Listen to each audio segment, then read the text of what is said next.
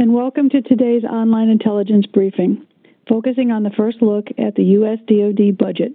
Will FY20 PBR continue emphasis on modernization?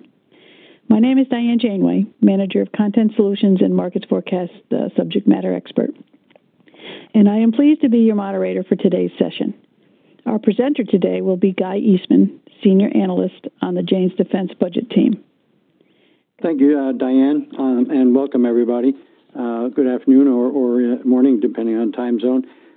So what we're going to do is go through the fiscal year 20 budget as it came out just a few days ago on the 18th of March. They did have a session on the 12th, but that was just high level.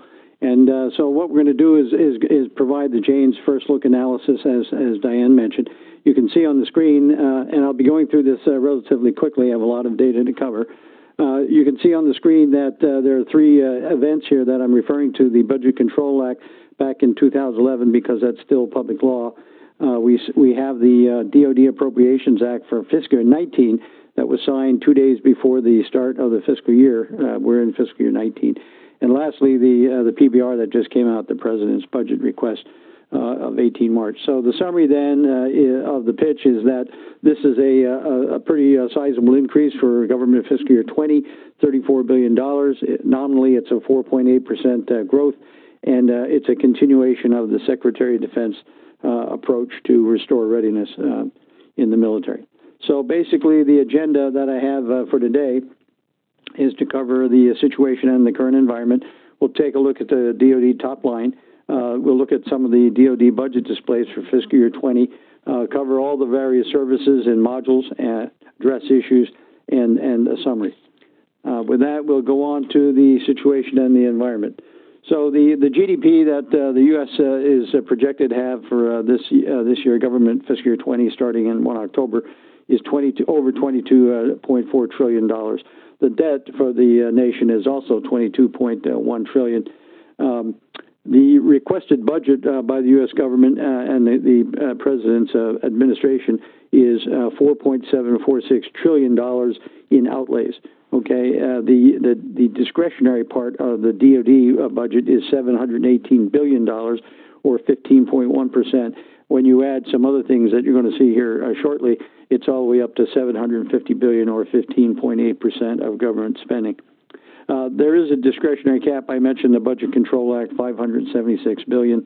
However, the discretionary budget continues to be squeezed. We're going to talk about that later, and because of the interest on the debt and other things. As I mentioned, we still have the law for Budget Control Act, and we've lost some buying power over the years since it started in fiscal year 13. Government fiscal year 20 starts on 1 October, and that's 194 days away. So it's going to be on us before we know it. The former Secretary of Defense, James Mattis, had put together a kind of an approach. It was a three-pronged approach in fiscal year 18. That budget was to get ready, get balanced, and become more lethal. 19 was a transitional budget to basically be informed by 5 DoD studies. You see them below. And then this year, fiscal year 20, it was to be a full-up President Trump-informed budget. You can see the documentation there that I listed. First came the National Security Strategy in December 2017, followed by Secretary of Defense, the National Defense Strategy. There's been a nuclear posture review and a missile defense review as well. So these are some of the guiding documents that basically provide direction. So it is a threat-driven strategy this year. You can see the China, Russia, North Korea, Iran, and ISIS. Those are the competition. And, of course, the acting Secretary of Defense, Mr. Shanahan, he's focused on China. So we'll keep pressing on here. But those are the guiding documents that we see. Now, there is a process that is followed. It's called the Planning, Programming, Budgeting, and Execution System. It's a 37-month cycle. It starts on the lower left-hand corner there. You can see with the Army, the Navy, the Air Force, and Marine Corps. They are resource sponsors, and they submit the budget, and it goes up vertically through the system. It goes through OSD, OMB, And where are we today? We are in that blue box at the top.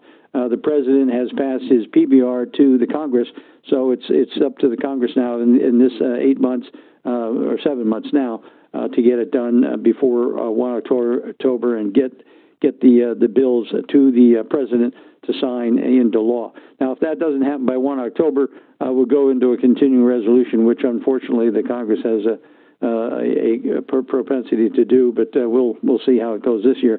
It was the first time in 10 years last year when the Appropriations Act was signed 2 days before. And then, of course, after those bills are signed into law, then it comes back all the way down to the services so they can execute the budgets as approved. The next view is the fiscal year 20 budget by itself, by title or by appropriation. So we have a pie chart on the left-hand side, and this is the discretionary of $718.3 billion. So the military personnel is in the blue quadrant. The orange is the largest. That's the ops and maintenance. The green is the procurement. The RDT&E is in red, and all the others are in the various colors there. So you can see the 718 breakout in the chart on the right, the 30 billion there in the same scale. So what I did is I plotted only the fiscal year 22 procurement by account, and you can see the distribution in a Pareto fashion. You can see that the top four is where most of the money goes because of the capital-intensive nature of ships and aircraft. If you add the top four up, you're at 59% of the budget. The other procurement, Air Force, is 17.4%, but it has a large classified content in it, some of which we can't talk about. The shipbuilding conversion, as I said, largest shipbuilding account in 20 years. That's second at 16.6%. The aircraft procurement Navy, which also buys marine aircraft as well, 13%, and then the Air Force aircraft account. So you can see that the top four really account for a large part. If you go down to the bottom, you see the RDT&E, and again, the Air Force comes in here at the top of the with a large classified content in their RDT&E, and that's 44% of the RDT&E, followed by the defense-wide Navy, Army, and a little bit in OT&E. So that's basically how it all breaks down. The procurement is $143 billion, and the RDT&E is $104 billion. So with that said, we'll go on to the modules now for each of the various services, leading off with the Army. Each module has a lead off here with some of the assets that they have. You can see some of the helicopters and the ground vehicles in the Army, and I also put a fiscal year 13. So my summary chart here is the fiscal year 20 PBR now has been released. It's in the ball's in the Congress's court. They have till 1 October to get the National Defense Authorization Act bill and the appropriations bill to the president so he can sign it by the 1st of October. Otherwise, we'll be on another one of those continuing resolutions, which are not good. There's all kinds of restrictions that go into those. You can't ramp up production. You can't have new starts, etc. So the budget, as we looked at all the tables, prioritizes all the various programs and services to compete, deter, and win in the great power competition with Russia and China. And remember, acting SecDef Shanahan says China, China, China. Emphasis on the innovation modernization, we just covered that in all warfare domains, and the president's budget had a pretty good display of those warfare domains and the money going into those. 194 days left until the start of the new fiscal year, and there is a quote on the bottom in the National Defense Strategy from January of 2018, again mentions the competitions and the being a strategy-focused budget and, magnitude of threats, cyber, and everything that we got to go through. So that was my summary chart. However, we do have a chart here that says that Janes will provide upcoming analysis during this entire cycle. We just did the first look just now. We have 7 rapid reaction reports, mainly platforms, ships, aircraft, UAVs, ground vehicles, etc., weapons. Those are coming out and be online. And then in a month's time, we'll have the Intel briefing again, the 30-day kind of wrap-up of a deeper dive, and also some 1-month reports on the systems and the platforms.